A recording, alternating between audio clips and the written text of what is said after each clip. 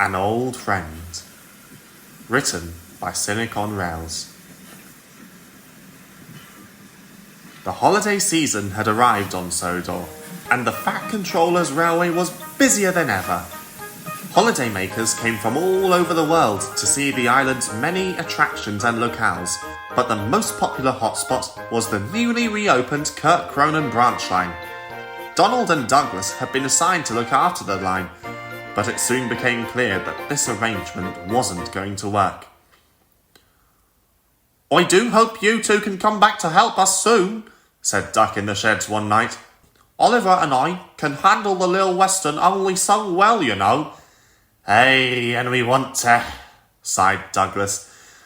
"But there's nothing we can do till Topham finds another engine to take over." "And the sooner the better," added Donald. "I'm getting real tired of being stuck on the same line for the whole summer."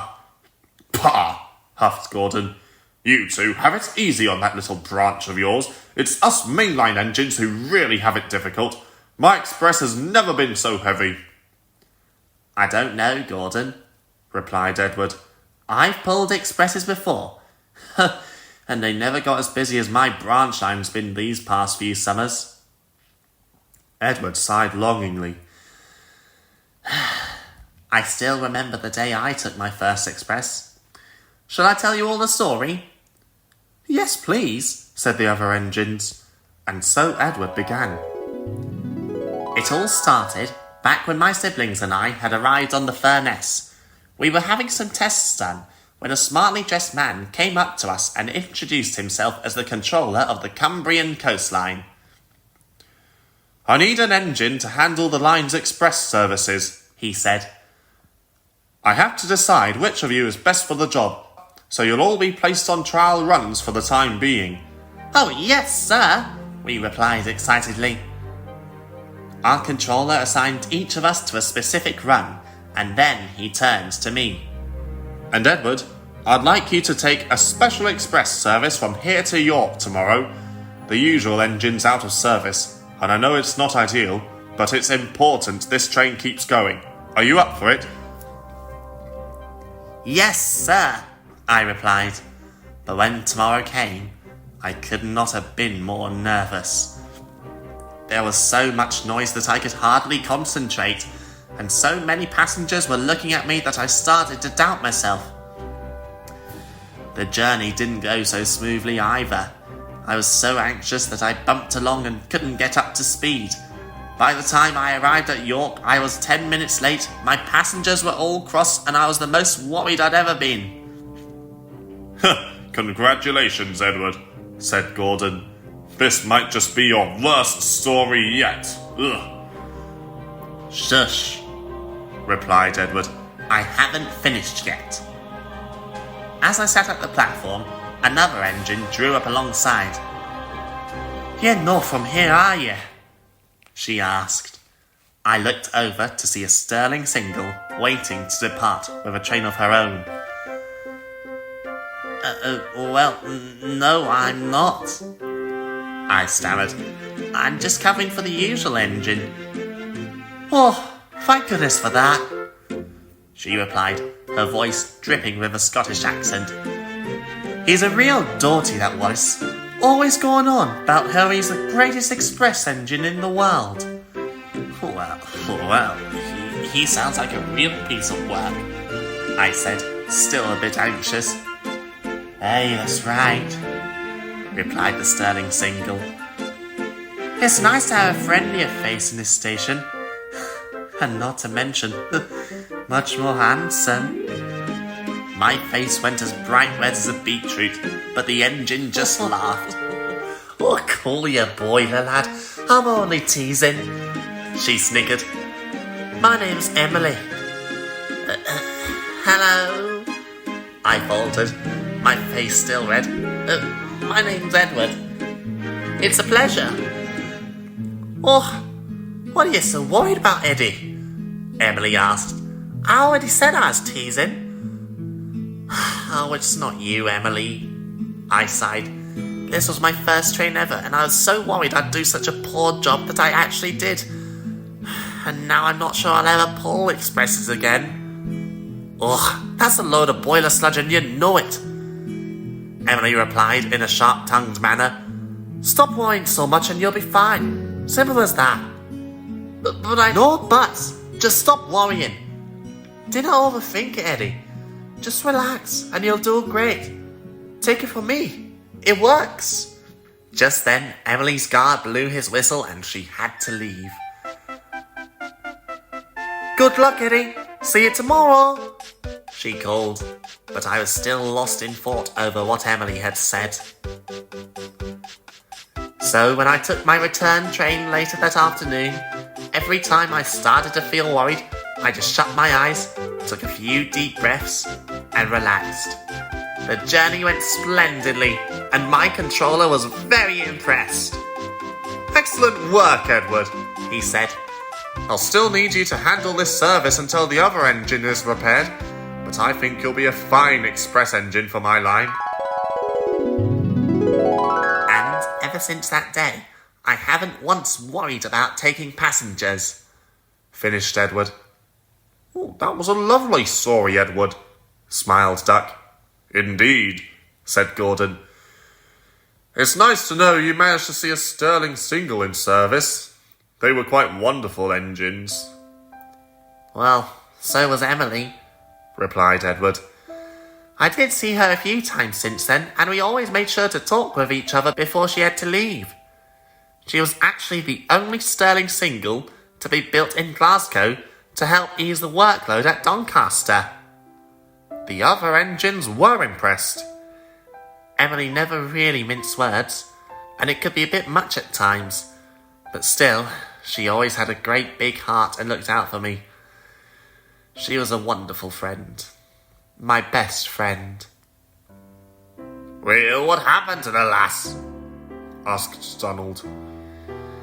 I don't know, said Edward glumly. I never heard from her since my runs to York ended. The engines all fell silent. Then Gordon spoke. Well, perhaps she was preserved, he suggested. Many of the Sterling singles were scrapped, yes, but I remember Scotsman telling me that he had heard news of a Sterling single still running on a heritage line. It could be Emily. Edward perked up. It could be.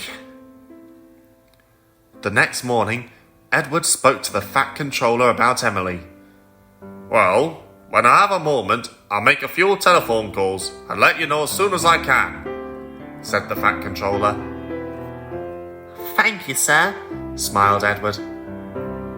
But Edward didn't hear anything about Emily that day, or the next, or the next. Edward tried to stay positive, but 2 weeks later there was still no word from the Fat Controller on Emily. Perhaps it's best to assume she's been scrapped, he thought morosely. A few days later, Edward had just arrived at the big station when the Fat Controller came up. Leave your coaches, Edward. I need you to take me to the works straight away. James can handle your work until you get back. Edward was surprised. Certainly, sir, but why? Wait and see. Soon, Edward had arrived at the works. He was still pondering the situation when he heard a voice from inside the works. Oh, how much longer till he gets here? I cannot wait for my restoration another minute. Edward couldn't believe his eyes. There, right inside the works, was Emily. Emily? Is it really you? Emily stopped and stared at Edward in disbelief. Oh, Eddie, it's you. Oh, I'm still just as handsome as all those years ago. Did you do something with your splashes? Edward could only laugh. Oh, it's so great to see you again. He smiled. But why, when, how? After I was taken off express duties, I was sent to a heritage line, Emily explained. One day I broke down and had to be put in a siding since they couldn't afford the repairs. I was there for years until your controller found me and asked if I wanted to work on his railway. He brought me here to be restored and wants to put me to work on his new line." "Oh, that's wonderful!" exclaimed Edward. "I really wish I could stay and chat, but I'm afraid I've got a branch line to run." "Nonsense," laughed the Fat Controller. "I didn't bring you up here just to say hello. You're more than welcome to stay here for the rest of the day to catch up on old times." Edward was so happy he didn't know what to say, so Emily spoke for him. "Thank you, sir.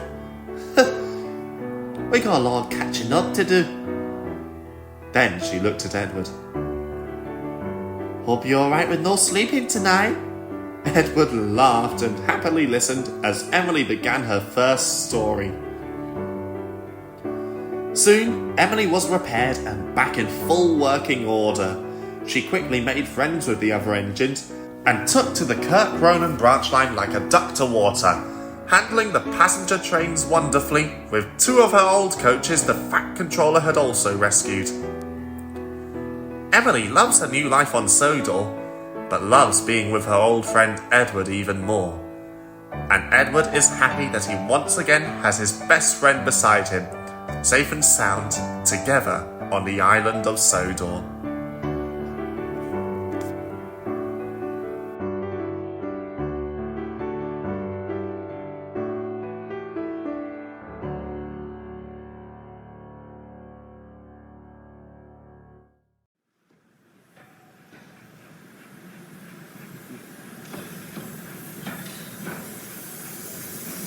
Edward's Exploit. Written by the Reverend Wilbert Audrey. Read and adapted for audio by TARDIS9.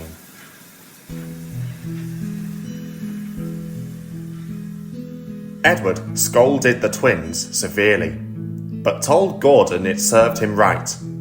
Gordon was furious. A few days later, some enthusiasts came. On their last afternoon, they went to the China Clay Works. Edward found it hard to start the heavy train. "Did you see him straining?" asked Henry. "Positively painful," remarked James.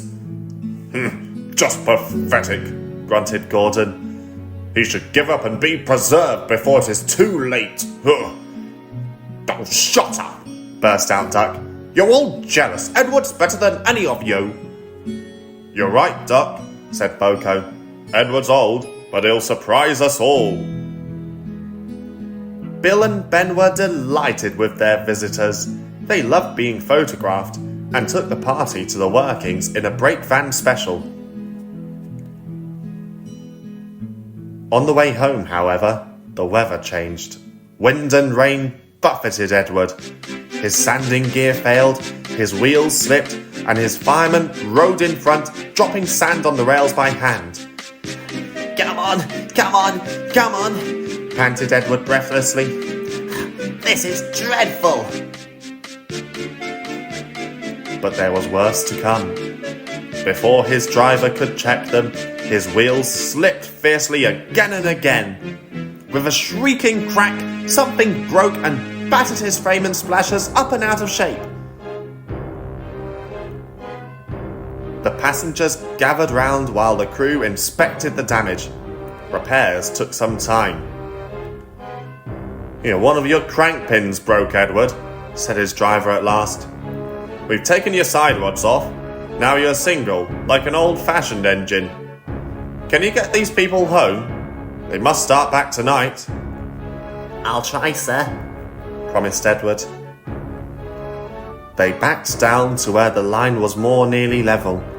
Edward puffed and pulled his hardest, but his wheels kept slipping and he just could not start the heavy train. The passengers were getting anxious. Driver, fireman and guard went along the train, making adjustments between the coaches. "We've loosened the couplings, Edward," they said. "Now you can pick your coaches up one by one, just as you do with trucks." "That'll be much easier," said Edward gratefully. So with the fireman standing carefully in front, the driver gently opened the regulator. "Come on," puffed Edward. He moved cautiously forward, ready to take the strain as his tender coupling tightened against the weight of the first coach. The first coach moving helped to start the second helped the third, and so on down the train. I've done it! I've done it! Puffed Edward, his wheels spinning with excitement. Steady, boy, warned his driver, skillfully checking the wheel slip. Well done, boy! You've got them! You've got them! And he listened happily to Edward's steady beat as he forged slowly but surely up the hill. The passengers were thrilled. Most had their heads out of windows. They waved and shouted, cheering Edward on. The Fat Controller paced the platform. Henry, with the special train, waited anxiously too. They heard a Beep, beep! Then, battered, weary, but unbeaten, Edward steamed in. The Fat Controller stepped angrily forward. He pointed to the clock, but excited passengers swept him aside. They cheered Edward, his driver, and fireman to the echo before rushing off to get in Henry's train. Henry steamed away to another storm of cheers, but not before everyone knew Edward's story. Edward went thankfully to the shed, while Duck and Boko saw to it that he was left in peace. Gordon and James remained respectfully silent. The Fat Controller asked Boko to look after Edward's line while he was being mended. Boko was pleased. He worked well, and now they run it together. Bill and Ben still tease him, but Boko doesn't mind. He lives at Edward's station, but is welcome anywhere, for he is now one of the family.